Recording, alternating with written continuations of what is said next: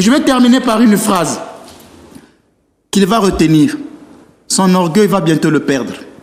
Voilà la phrase que je veux dire. Dieu résiste aux orgueilleux, il fait grâce aux humbles. La marque, l'orgueil qu'il habite, c'est le diable en personne. Et je viens de donner une parole prophétique. Puisque lui, il parle de démonstration de puissance, je lui dis à la télévision, son orgueil va bientôt le perdre.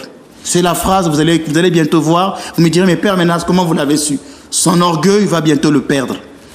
Alors dites-moi, Père Menas, est-ce que vous êtes prêt pour faire un autre débat avec quelqu'un d'autre ou bien vous refusez désormais les débats? J'ai toujours aimé les débats instructifs, les débats qui élèvent. Si c'est un prêtre catholique, vous allez voir, je ne m'énerverai jamais. Parce que je sais qu'il a une formation. Il ne viendra jamais m'insulter ici. Dernièrement, il y a un prêtre catholique qui voulait venir en Martinique faire... moi, j'appellerais ça des changes sur l'Immaculée Conception. Mais devant la dernière heure, il n'a pas pu venir. Donc, j'ouvre cette chaîne orthodoxie à des personnes qui veulent élever leur niveau. Pas à ces charlatans de la foi. Au début, je pensais peut-être qu'il avait des connaissances, mais je l'ai pesé, j'ai trouvé qu'il n'en avait pas. Donc désormais, ici, sur ce plateau, je ne pourrais plus faire passer quelqu'un si d'abord il n'y a pas eu des présélections d'écoute. On fait une écoute, d'abord on fait un pré-débat, là, à l'extérieur, et si je vois qu'il a de la jojote, on passe ici, on descend. Mais si je vois qu'il n'a rien comme ce gaspille, en fait c'est un tonneau vide qui ne parle que pour parler, alors en ce moment-là, non, je ne pourrais plus accepter. Mais un prêtre catholique, c'est ipso facto, il n'y a pas de pré-débat.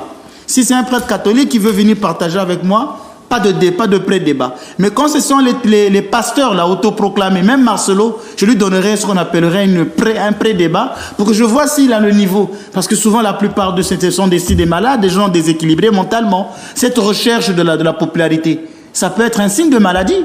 Quand on n'a pas été assez pouponné par la maman, assez aimé, assez bercé, on va rechercher l'amour du public. Toujours là, on est forme de mégalomanie, à vouloir toujours faire le buzz. C'est un signe qui montre que cette personne est en manque d'amour, d'affectivité. Donc c'est un trouble psychologique. C'est pourquoi il faudrait toujours, même nous dans la formation des prêtres, on regarde pour voir celui qu'on va ordonner prêtre. Est-ce qu'il a un trouble affectif? Parce que s'il a un trouble affectif, c'est là où ça crée des pédophiles. Ça, je peux vous le dire aussi. S'il a un trouble affectif, ça peut créer des homosexuels. S'il a un trouble affectif, ça peut créer des gens qui sont toujours là derrière les fidèles de la paroisse à chercher de l'amour. Un prêtre doit être équilibré, comme un pasteur. Donc ces gens-là, ils souffrent de troubles affectifs pour venir dire tout et n'importe